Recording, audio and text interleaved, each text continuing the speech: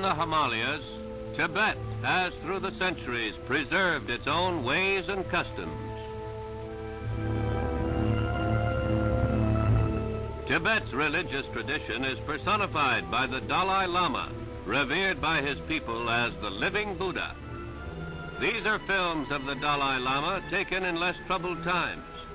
News now reaches the world that 20,000 Tibetans have risen with him against their Chinese overlords. A few years ago, Beiping had welcomed both the Dalai Lama and the Panchen Lama.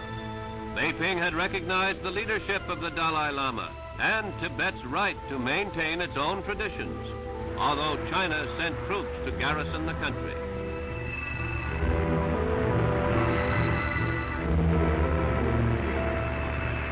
These films, made in 1956, show the Dalai Lama and Panchen Lama on a visit to India. Reports today are that the Beiping government has deposed the Dalai Lama and set the Panchen Lama in his place. The revolt continues. India's erstwhile visitors are today dramatic figures in a troubled land.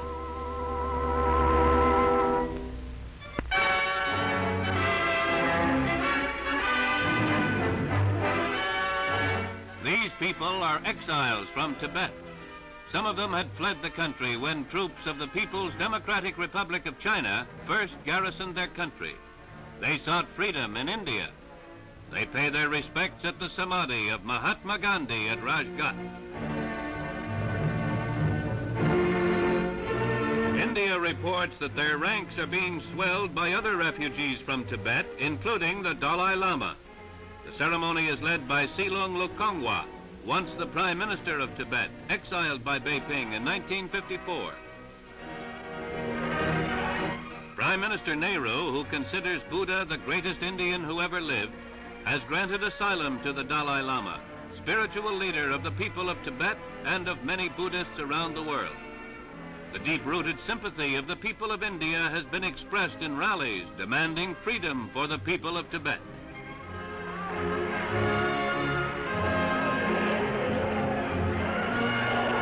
They accuse Beiping of disregard for human rights, and they call Tibet Asia's Hungary.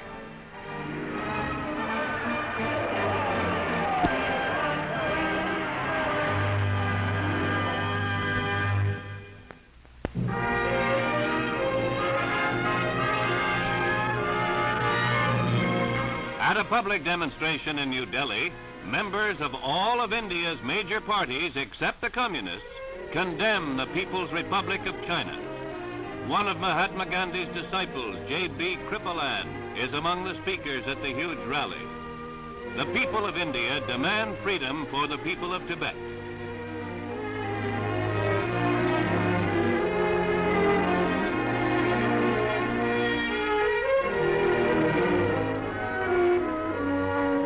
At the headquarters of the Congress Party, Mrs. Indira Gandhi, daughter of Prime Minister Nehru, gets petitions to grant political asylum to all Tibetan exiles. In Taipei, more than 300 Buddhist monks are in procession through the streets in another demonstration of sympathy for the people of Tibet. The white elephant is a symbol of immortal life.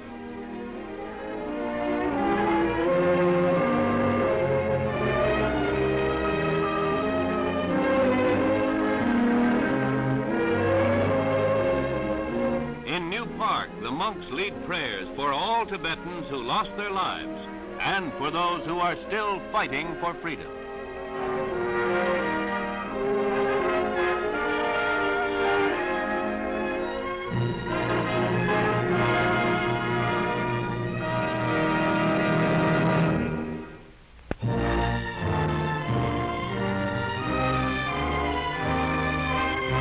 The Dalai Lama makes his first public appearance since his escape from Tibet.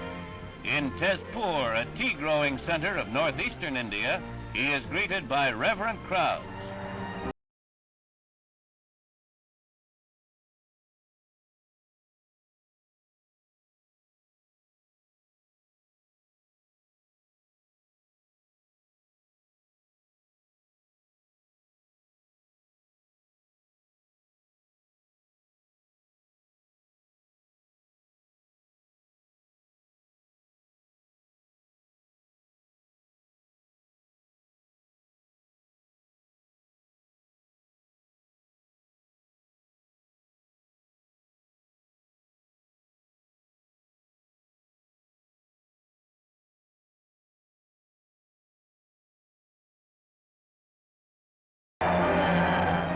Dalai Lama issues a statement condemning Beiping for breaking promises to respect Tibet's rights.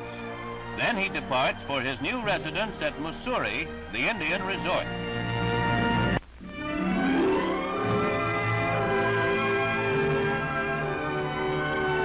In the mountain resort 400 miles north of New Delhi, the people of Mussoorie await the arrival of Prime Minister Nehru. Their small town has become a center of world attention. It is here that the Dalai Lama of Tibet is living in exile.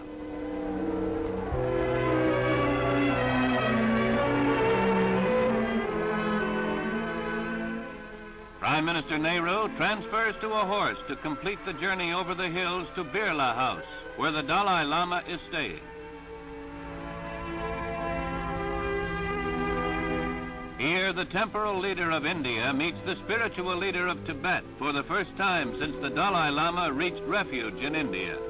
They greet one another with the traditional exchange of scarves.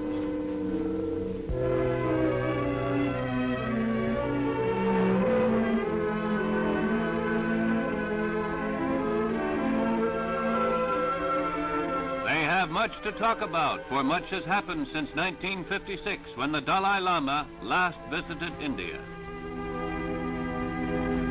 Prime Minister Nehru reports that the Dalai Lama told him of the growing resentment of the people of Tibet, of poor living conditions, and of the feeling that even the religion of Buddha was being endangered.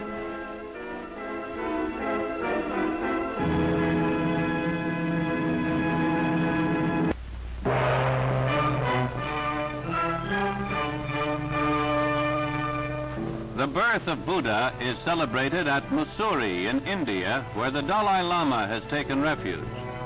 After a month of rest and reflection on the recent events in Tibet, the Dalai Lama leads a prayer meeting, the first since he fled Lhasa.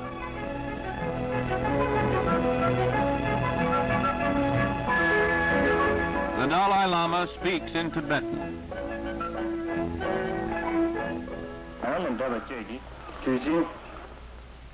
He speaks of the recent misfortune of the Tibetan people, of the suffering of those who practice the Buddhist faith, and expresses sorrow for the great number of true followers who are enduring great hardships. He appeals to all to pray that these times of trouble, like the eclipse of the moon or the sun, may pass away and bring light for the doctrine of Buddhism to flourish evermore in peace and freedom.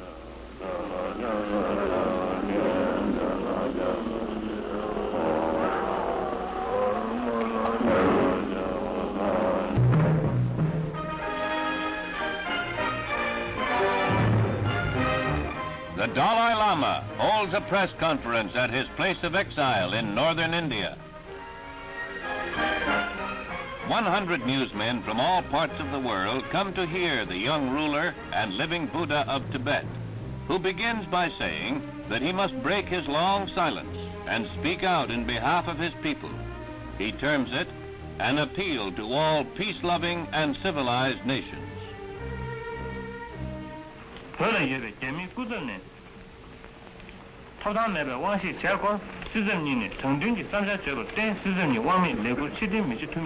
Speaking in Tibetan, which is later translated for the newsmen, the Dalai Lama charges that the Tibetan people are being exterminated, that their culture and religion are being stamped out. He reviews the history of Tibet's absorption by the People's Republic of China.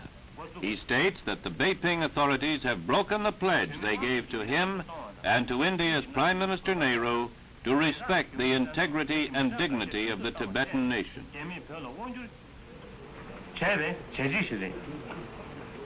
Earlier in his statement, he declared that in the interests of his people and his religion, he was appealing to the world to protest against what he termed the harassment and persecution and terrible deportation and execution of innocent men.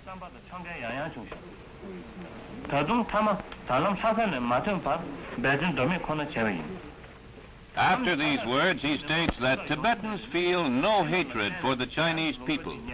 As believers in Buddhism, Tibetans welcome change and progress, but they will stoutly resist the oppression and plunder now taking place in the name of reform. Tibetans will insist on a return to the freedom they enjoyed prior to 1950.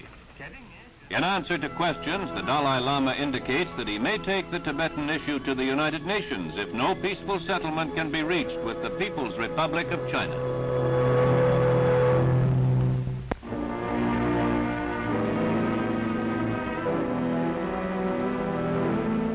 Our cameraman revisits Mussoorie. The small Indian village has become a new focus for the Buddhists of Tibet. Mussoorie is where the Dalai Lama has taken refuge. Those who have escaped Tibet make pilgrimages here.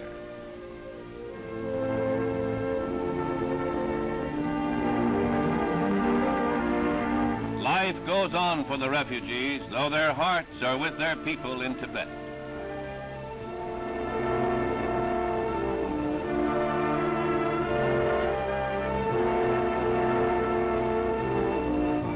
They are saddened by the news that Beiping is imposing yet further restrictions on the Tibetan people.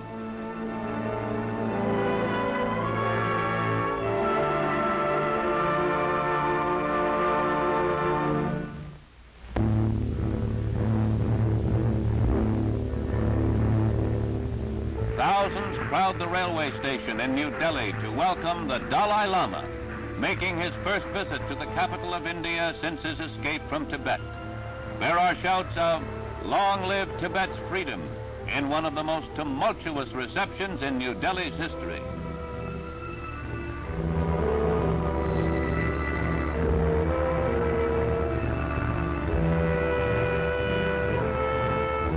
Immediately after arrival, the Dalai Lama goes to Rajghat to place a wreath on Mahatma Gandhi's Samadhi in token of his respect and admiration for the father of India.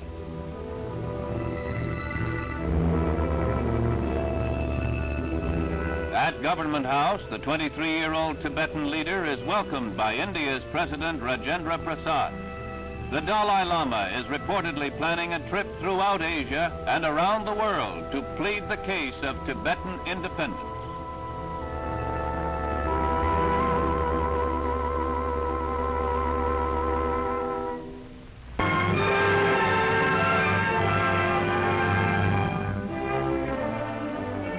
At the residence of Premier Nehru, Mrs. Indira Gandhi welcomes the Dalai Lama, making his first visit here since fleeing Tibet.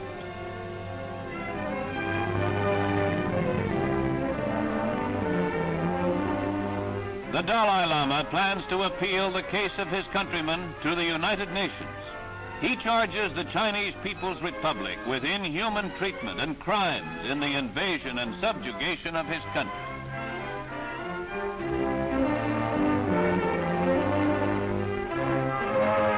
In the Philippines, the birthday of the late Ramon Magsaysay is commemorated by the presentation of awards in his name to Asians who have made outstanding achievements in education, community leadership, and journalism.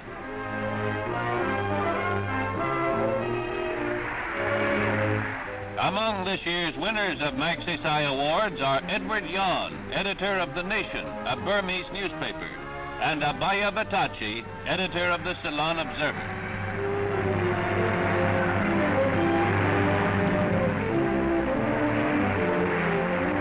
Diallo Tundup accepts an award in behalf of his brother, the Dalai Lama, honored for the defense of his people's right to worship. Among the other award winners are men from India, Spain, and the Philippines, who have made long-lasting contributions to the people of Asia.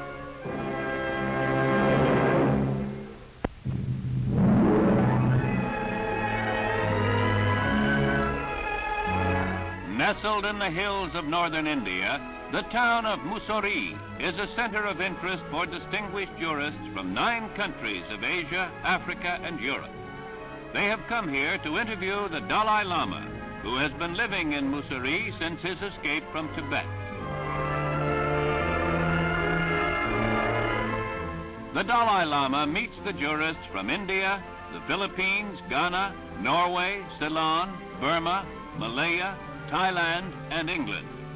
They have formed the Legal Inquiry Committee on Tibet. The committee is collecting documents, statements, and other evidence for a report with particular attention to the question of violation of human rights in Tibet. The Dalai Lama thanks the Commission for its efforts to place before the world the true facts about Tibet and offers what information he has about the case in the hope that justice may be done.